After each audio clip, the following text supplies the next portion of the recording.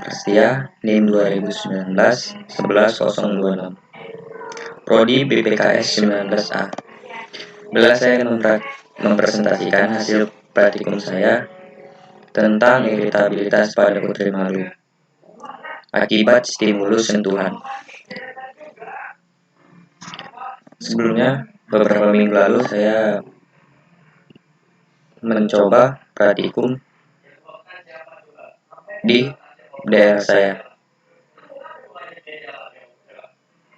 Adapun hasil dan pembahasannya nanti saya jelaskan. Sebelumnya, saya akan menjelaskan dulu terlebih dahulu tentang stimulus. Makhluk hidup mampu melakukan tanggapan ataupun merespon terhadap berbagai stimulus, baik berasal dari lingkungan luar maupun dari dalam tubuh sendiri. Kepekaan makhluk hidup untuk memberikan suatu tanggapan atau respon terhadap rangsangan yang diterima disebut iritabilitas. Gerak iritabilitas sebagai tanggapan terhadap rangsangan pada tumbuhan tidak selalu berpindah tempat. Gerakan pada tumbuhan dapat diklasifikasikan menjadi 3, yaitu gerak higroskopis, gerak endonom, gerak eksionom. Nah, gerak higroskopis yaitu disebabkan karena perubahan kadar air, misalnya gerak membekunya kotak spora pada tumbuhan lumut dan paku, dan gerak pecahnya buah pada tanaman polong. Gerak endonom disebabkan oleh rangsangan dari dalam atau dari gerak sendirinya, misalnya gerak rotasi dari sirkulasi protoplasma. Gerak eksionom atau entionom, gerak yang disebabkan karena rangsangan dari ular. Dari luar, gerak ini dapat dibedakan menjadi 3, yaitu tropisme, taksis, dan juga nasti. Nah, baiklah. Sekarang kita masuk ke hasil dan pembahasan. Saya melakukan percobaan dengan 2 sifat, yaitu putri malu daun tua dan putri malu daun muda. Nah, di sini hasil dari percobaan putri malu daun tua.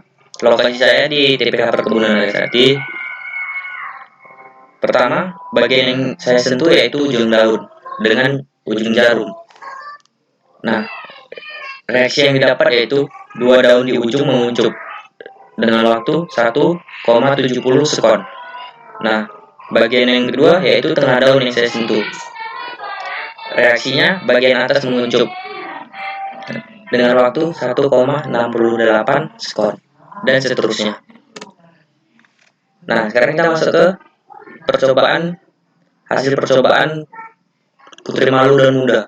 Lokasinya sama, objeknya putri malu dan muda. Nah, bagian yang saya sentuh ujung daun yang pertama, reaksinya 2 daun di ujung menguncup dengan waktu 2,79 sekon. Tengah daun yang saya sentuh mendapatkan reaksi bagian atas menguncup dengan waktu 2,08 sekon, dan seterusnya. Nah, dapat kita bedakan kalau putri malu dan muda lebih lama waktunya menguncup daripada putri malu daun tua.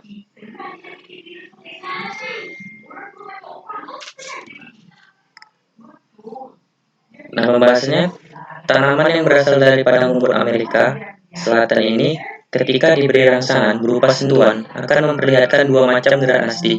Salah satunya disebut haptonasti, merupakan reaksi terhadap sentuhan.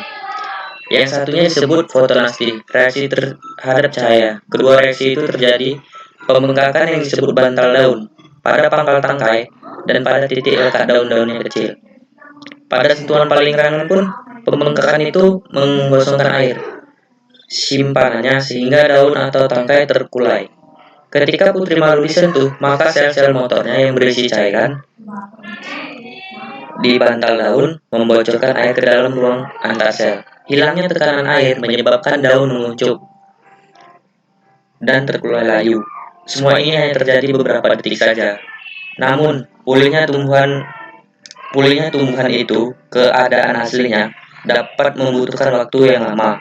Tumbuhan putri malu begitu peka sehingga pernah dianggap mempunyai susunan saraf mirip binatang. Tanaman putri malu menutup daunnya untuk melindungi diri dari hewan pemakan tumbuhan, yaitu herbivora yang ingin memakannya. Warna daun bagian bawah tanaman putri malu berwarna lebih pucat. Dengan menunjukkan warna yang pucat, hewan yang tadinya ingin memakannya ini akan berpikir bahwa tumbuhan tersebut sudah layu dan menjadi tidak berminat untuk memakannya. Nah, baiklah, itulah hasil presentasi saya dari praktikum yang saya lakukan minggu lalu. Kurang dan lebihnya saya mohon maaf. Saya akhiri. Wassalamualaikum warahmatullahi wabarakatuh.